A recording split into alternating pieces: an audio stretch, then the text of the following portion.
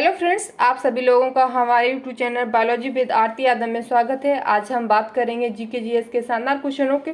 देखिए, ये जो क्वेश्चन है आपके सभी को पता है कि एम्स और बीएससी नर्सिंग में सीपी नेट के जो 8 स्टूडेंट हैं उन सभी में पूछी जाती है जीके जीएस के क्वेश्चन पूछे जाते हैं। तो इम्पोर्टेंट क्वेश्चनों के साथ आज हम बात करेंगे और देखते हैं टाइम ना वेस्ट करते हुए। पहला हमारा क्वेश्चन क्या है?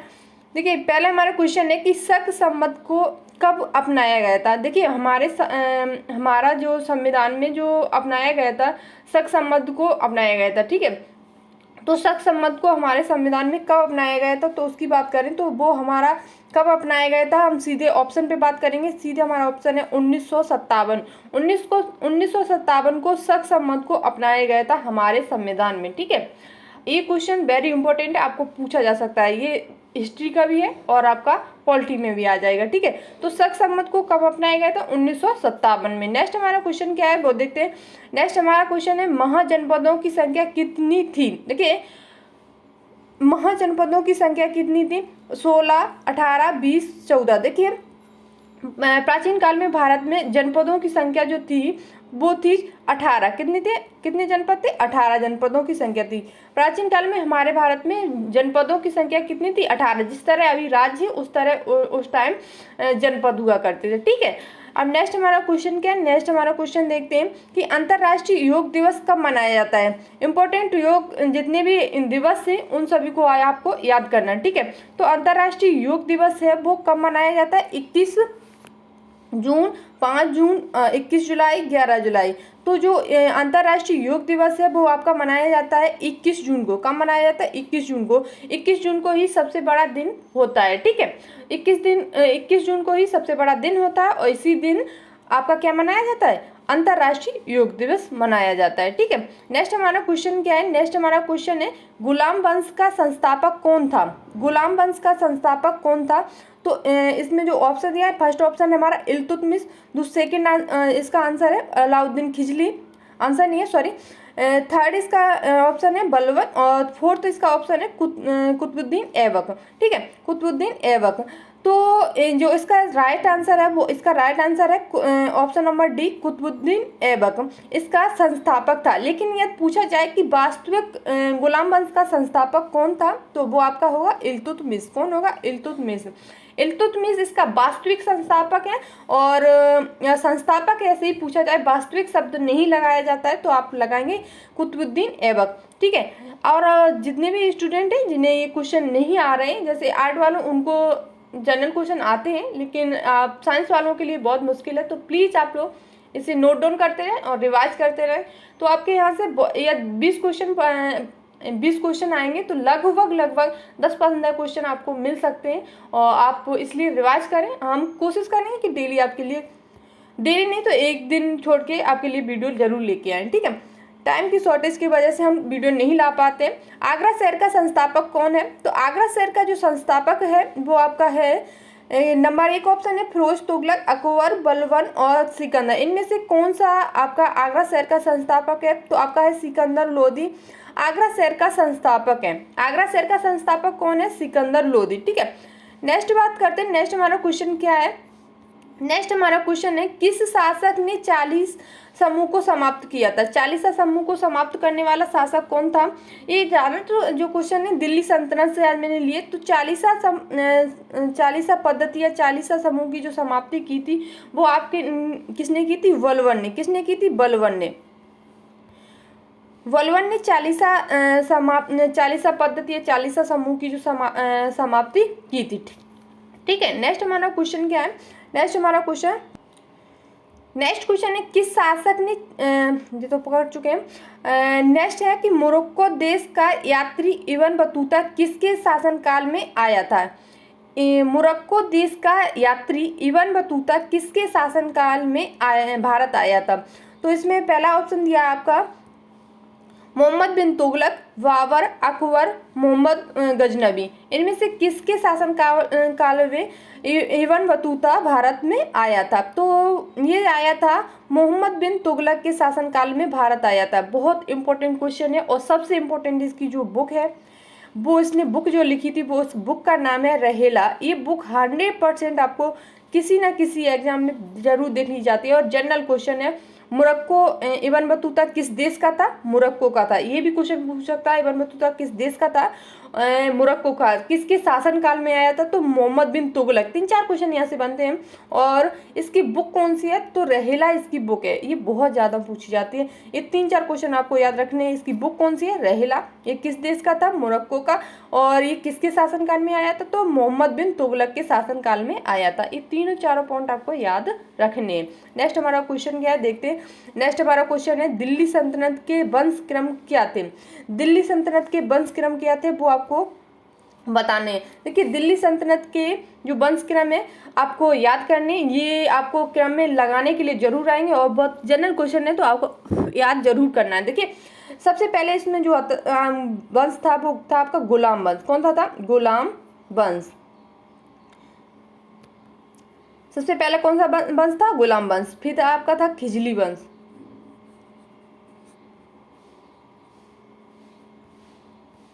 गुलाम वंश, खिजली वंश, तुगलक वंश। सबसे पहले गुलाम, फिर खिजली, फिर तुगलक, फिर है सैयद।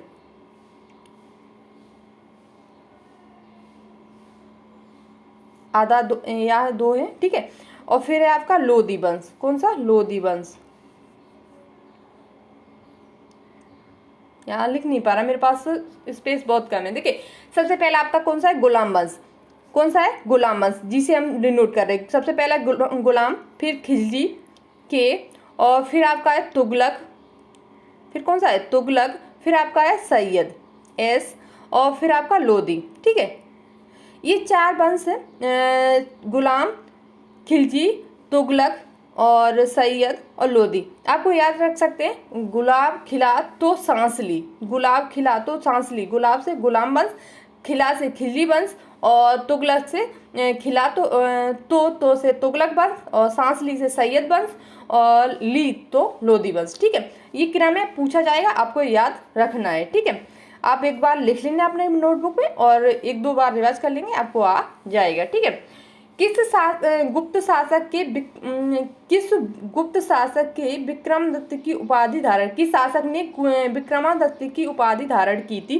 तो ऑप्शन है समुद्रगुप्त, सेकंड है ऑप्शन चंद्रगुप्त, थर्ड ऑप्शन है स्कंदगुप्त। इनमें से किसने विक्रमादित्य की उपाधि धारण की थी? तो वो आपकी विक्रमादित्य की जो उपाधि धारण की थी वो की थी आपके स्कंदगुप्त। किसने की थी? सॉरी, चंद्रगुप्त सेकंड ने इसकी आती है, ऑप्शन नहीं सही लिखे। तो इसकी जो उपाधि धारण की थी वो चंद्रगुप्त सेकंड ने इसकी उपाधि धारण की थी। किसने की थी? चंद्रगुप्त सेकंड ने इसकी उपाधि धारण की थी।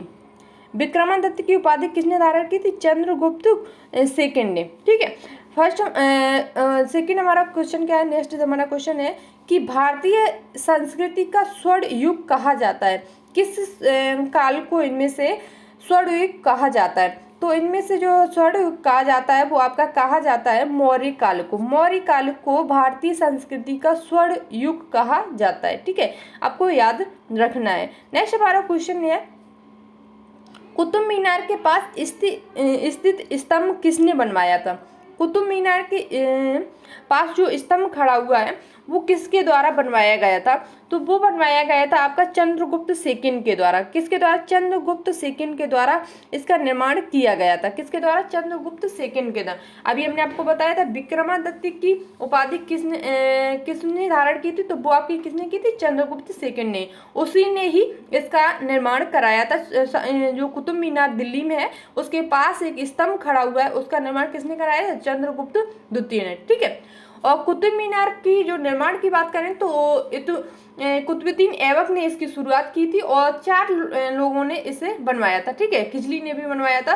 तो इनमें जो इसका निर्माण की शुरुआत की बात करें तो कुतुब मीनार की जो शुरुआत है वो किसने की थी? इसकी स्थापना किसने की थी? बनवाने के निर्माण किसने किया था? तो वो आपका किया था कुतुबुद्दीन ऐबक ने, ठीक है। और इसमें 4-5 मंजिलें तो 2-3 मंजिल कुतुबुद्दीन ऐबक ने बनवाई थी, फिर खिजली ने बनवाई, और एक राजा थे, मुझे अभी कंफर्म याद नहीं, उन्होंने उसकी मरम्मत भी कराई थी, ठीक है। आगे क्वेश्चन ले आएंगे तो हम लेके आएंगे, पर हमें अभी जनरल क्वेश्चन ले आना, ज़्यादा डीप आप में जाएगा नहीं, ठीक है। नेक्स्ट हमारा क्वेश्चन है कि अजंता तथा एलोरा की गुफाएं कहाँ स्थित हैं। अजंता और एलोरा की गुफाएं, वेरी इंपॉर्टेंट क्वेश्चन है। अजंता और तथा एलोरा की गुफाएं कहाँ स्थित हैं? राजस्थान, महाराष्ट्र, मध्य प्रदेश, गुजरात। तो आपकी जो अजंता और एलोरा की जो गुफाएं राजस्थान आपकी जो है वो महाराष्ट्र में, कहाँ पे है? महाराष्ट्र में। महाराष्ट्र में अजंता और एलोरा की गुफाएं पाई जाती हैं। ठीक है, अजंता और एलोरा की गुफाएं कहाँ स्थित है? तो महाराष्ट्र में आपकी स्थित हैं। ठीक है, नेक्स्ट हमारा क्वेश्चन क्या है वो देखते हैं। अद्वैत सिद्धांत के प्रतिपादक कौन है? वेरी इंपॉर्टेंट क्वेश्चन है कि अद्वैत सिद्धांत के प्रतिपादक कौन है। तो इसके जो प्रतिपादक हैं वो है रामानुजन, सेकेंड ऑप्शन है श्री शंकराचार्य, थर्ड ऑप्शन है मध्वाचार्य, थर्ड फोर्थ ऑप्शन है आपका स्वामी विवेकानंद। तो इनमें जो इसका राइट आंसर होगा वो राइट आंसर होगा श्री शंकराचार्य इसके प्रतिपादक है। अद्वैत सिद्धांत के प्रतिपादक कौन है? श्री शंकराचार्य हैं। ठीक है, नेक्स्ट हमारा क्वेश्चन क्या है? नेक्स्ट हमारा क्वेश्चन है खजुराहो की गुफाएं स्थित हैं। खजुराहो की गुफाएं कहाँ स्थित हैं? तो खजुराहो की जो गुफाएं हैं वो कहाँ स्थित हैं? ऑप्शन है कि मध्य प्रदेश में, महाराष्ट्र में, राजस्थान में, छत्तीसगढ़ में। तो इनमें से देखिए शॉर्ट में लिखा है छत्तीसगढ़, ऐसे लिख सकते हैं आप। ठीक है, छत्तीसगढ़, देखिए मध्य प्रदेश, एमपी, महाराष्ट्र, ये महाराष्ट्र है, एमएच, और राजस्थान और छत्तीसगढ़। ठीक है, छत्तीसगढ़। ठीक है, तो इसका जो राइट आंसर होगा खजुराहो की गुफाएं, आपको शॉर्ट लिखते हैं क्योंकि हमारे टाइम थोड़ा बचेगा इस वजह से। खजुराहो का जो गुफाएं हैं वो कहाँ स्थित है? वो आपकी हैं मध्य प्रदेश में। कहाँ पे है? मध्य प्रदेश में खजुराहो की गुफाएं स्थित हैं। ठीक है, नेक्स्ट हमारा क्वेश्चन क्या है? गोमतेश्वर की मूर्ति कहाँ स्थित है? ठीक है, गोमतेश्वर की मूर्ति कहाँ स्थित है? गोमतेश्वर की मूर्ति कहाँ स्थित है? पश्चिम बंगाल ये है। देखिए ये क्या है? पश्चिम बंगाल। ठीक है, एमपी के आंध्र प्रदेश। ठीक है, और केन का कर्नाटक। ये केन का मतलब क्या है? कर्नाटक। और यूपी, उत्तर प्रदेश। ठीक है, तो वो आपकी गोमतेश्वर की मूर्ति कहाँ स्थित है? वो आपकी कर्नाटक में स्थित है। कहाँ पे? कर्नाटक में। गोमतेश्वर की मूर्ति कहाँ स्थित है? कर्नाटक में। ठीक है, नेक्स्ट हमारा क्वेश्चन क्या है वो देखते हैं। नेक्स्ट हमारा क्वेश्चन है कि मीनाक्षी मंदिर कहाँ स्थित है? मीनाक्षी मंदिर कहाँ स्थित है? उड़ीसा, मदुरई, जयपुर, आगरा। तो मीनाक्षी जो मंदिर आपका है वो मदुरई में स्थित है। कहाँ पे? मदुरई। मदुरई में मीनाक्षी मंदिर स्थित है। ठीक है, मीनाक्षी मंदिर कहाँ है? मदुरई में। ठीक है, नेक्स्ट हमारा क्वेश्चन है कोणार्क सूर्य मंदिर कहाँ स्थित है? कोणार्क सूर्य मंदिर जो आपका है वो कहाँ स्थित है? उड़ीसा में। कोणार्क सूर्य मंदिर कहाँ पे है? उड़ीसा में। कोणार्क सूर्य मंदिर कहाँ पे है? उड़ीसा में। बहुत इंपॉर्टेंट है, बहुत ज्यादा पूछा जाता है। ये जो हम इंपॉर्टेंट बताए खजुराहो, अजंता एलोरा की गुफाएं और गोमतेश्वर मंदिर, कोणार्क सूर्य मंदिर, ये सभी जो क्वेश्चन है बहुत ही इंपॉर्टेंट है जनरल क्वेश्चन में और ज्यादातर पूछे जाते हैं। ठीक है, तो आपको याद करना है, ये तो वेरी वेरी इंपॉर्टेंट है। कोणार्क सूर्य मंदिर सबसे ज्यादा पूछा जाने वाला क्वेश्चन है। ठीक है, कोणार्क सूर्य मंदिर कहाँ स्थित है? यदि कोई मंदिर अंदर पूछा जाता है तो सबसे ज्यादा यही पूछा जाता है। कोणार्क सूर्य मंदिर कहाँ है? उड़ीसा में। ठीक है, इसका जो निर्माण करवाया था वो कराया गया था नरसिम्हा फर्स्ट के द्वारा। ठीक है, वो आपको नहीं पूछा जा सकता, पूछा भी जा सकता है लेकिन नहीं पूछा जाएगा, जनरल क्वेश्चन में ज्यादा डीप नहीं जाएगा। ठीक है, तो कोणार्क सूर्य मंदिर आपका कहाँ? उड़ीसा में। ठीक है, नेक्स्ट हमारा क्वेश्चन क्या है? नेक्स्ट हमारा क्वेश्चन है कि दिलवाड़ा जिन मंदिर कहाँ है? दिलवाड़ा जिन मंदिर कहाँ पे स्थित है? तो दिलवाड़ा जिन मंदिर है वो राजस्थान में है। कहाँ पे है? राजस्थान में। राजस्थान में दिलवाड़ा जिन मंदिर है और ये कहाँ पे है? माउंट आबू चोटी पर। ठीक है, माउंट अरावली की जो सबसे ऊंची चोटी है माउंट आबू, उस पर स्थित है दिलवाड़ा जिन मंदिर। ठीक है, राजस्थान में अरावली पर्वत है, उसकी सबसे ऊंची चोटी है कौन सी है? माउंट आबू, उस पर स्थित है कौन सा आपका? दिलवाड़ा जिन मंदिर। ये ऐसे भी क्वेश्चन पूछा सकता है, दिलवाड़ा किसके लिए प्रसिद्ध मंदिर है? बुद्ध के लिए, जैन के लिए, हिंदू को लिए, तो आपका किसके लिए? जिन मंदिर है। ठीक है, नेक्स्ट हमारा क्वेश्चन क्या है? नेक्स्ट हमारा क्वेश्चन है कि महाबलेश्वर मंदिर कहाँ है? महाबलेश्वर मंदिर कहाँ है? तो वो आपका है महाराष्ट्र में। कहाँ पे है? महाराष्ट्र में। महाबलेश्वर मंदिर कहाँ पे स्थित है?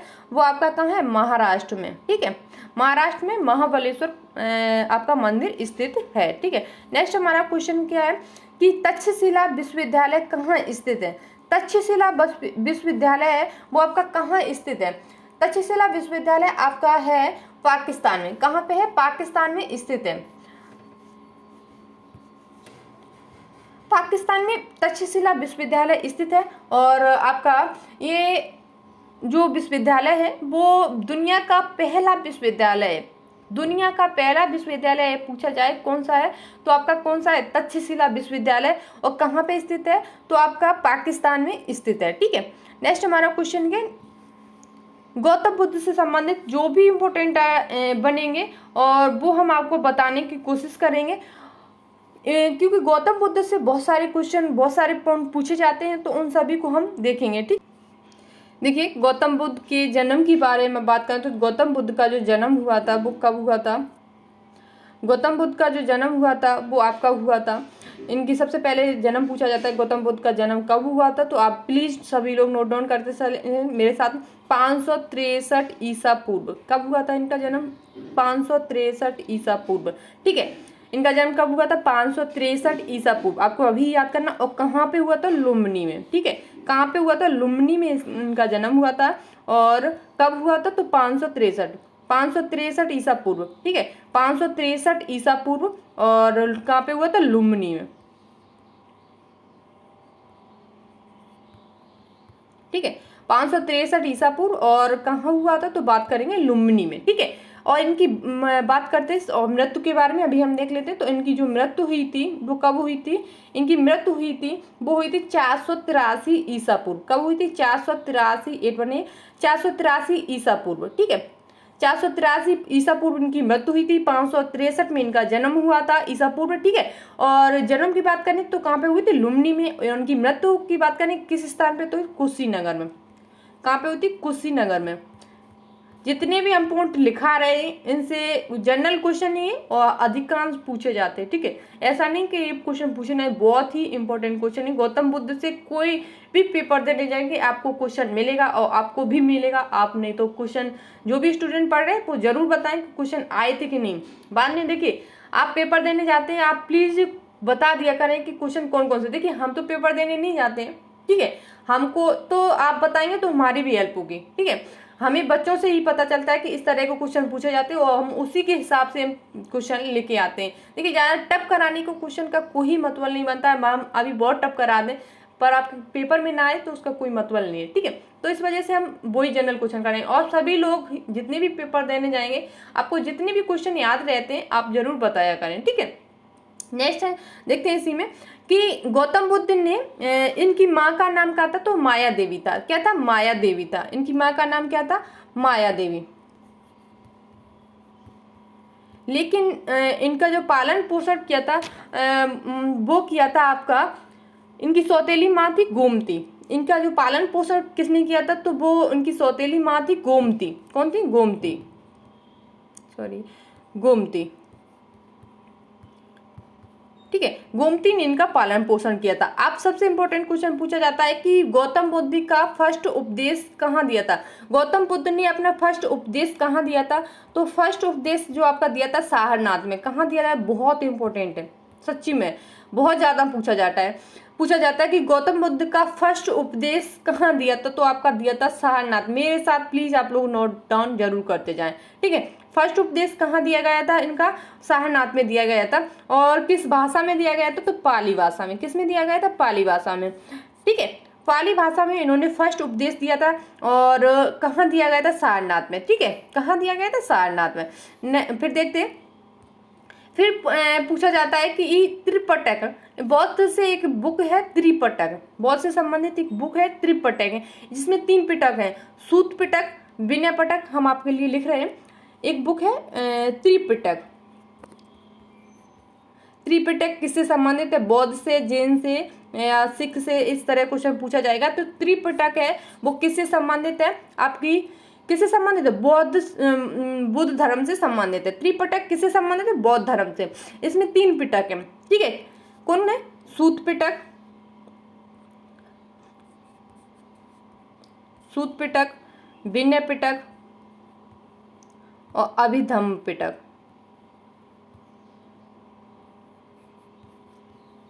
अभिधम्म पिटक, सबके पीछे आप पिटक लगा देना। सूत पिटक, विनय पिटक, अभिधम्म पिटक। ठीक है, और ये तो डीप क्वेश्चन हुआ, सूत पिटक में इनके उपदेश को संग्रह किया गया है। ठीक है, आपको कुछ नहीं पूछा जाएगा, आपको ये पूछा जाएगा सबसे इंपॉर्टेंट है कि देखिए हम जो भी अभी पॉइंट बता रहे वेरी वेरी इंपॉर्टेंट है। सारनाथ में इनका पहला उपदेश हुआ था, इनसे सब बौद्ध धर्म से एक त्रिपिटक नामक बुक संबंधित है। इसमें 3 पिटक है, सूत पिटक, विनय पिटक पिटक और विदम्भ पिटक। 4 ऑप्शन दिए जाएंगे आपको कि इनमें से कौन सा पिटक नहीं है। ठीक है, त्रिपिटक में नहीं आता है, सूत पिटक, विनय पिटक, अभिधम पिटक, एक दूसरा को एक जो फोर्थ जो ऑप्शन होगा वो अलग दे दिया जाएगा। ठीक है, तो वो आपका नहीं होगा। इस तरह के क्वेश्चन पूछे जाते हैं। ठीक है, और यह बात करते हैं कि गौतम बुद्ध का अब पूछा जाता है मतलब जो फर्स्ट उपदेश दिया था उस घटना को क्या कहा जाता है। ये भी बहुत ज़्यादा पूछा जाता है कि और गौतम बुद्ध ने जो फर्स्ट उपदेश दिया था उस घटना को क्या कहा जाता है। आप लिख लें, गौतम बुद्ध के द्वारा जो फर्स्ट उपदेश दिया गया है उस घटना को क्या कहा जाता है। आप लिखें, हम बता रहे हैं धर्म चक्र प्रवर्तन, आप लिखेंगे। ठीक है, गौतम बुद्ध के फर्स्ट उपदेश को क्या कहा जाता है, धर्म चक्र प्रवर्तन, धर्म चक्र परिवर्तन।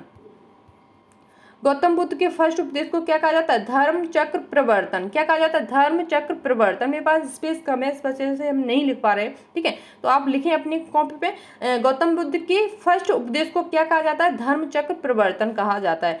फिर देखते हैं गौतम बुद्ध के जो गृह त्याग करने की जो घटना है, उन्होंने जो गृह त्याग किया था, अपना घर त्याग किया था, उस घटना को क्या कहा जाता है।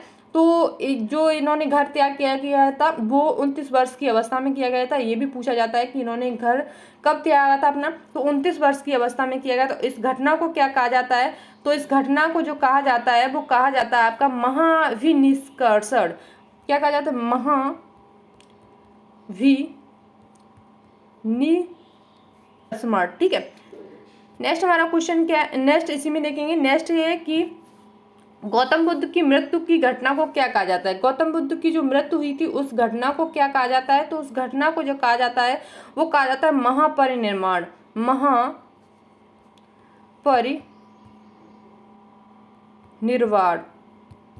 महापरिनिर्वाण इस घटना को कहा जाता है। ठीक है, उपदेश की घटना को क्या कहा जाता है, धर्मचक्र परिवर्तन। और गृह त्याग मृत्यु की घटना को क्या कहा जाता है, महापरिनिर्वाण। और जो आपकी गृह त्याग की घटना को अभिनिष्क्रमण कहा जाता है। ठीक है, और एक इनसे और क्वेश्चन बनता है कि लाइट ऑफ एशिया किसे कहा जाता है। Light of Asia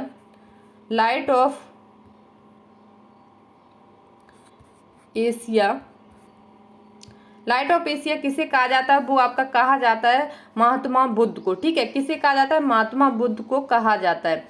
Mahatma Buddha को क्या कहा जाता है, लाइट ऑफ एशिया। ये क्वेश्चन बहुत ज्यादा पूछा जाता है, महात्मा बुद्ध को कहा जाता है। ठीक है, तो महात्मा बुद्ध से संबंधित ये जो इंपॉर्टेंट पॉइंट थे वो हमने आपको बता दिए।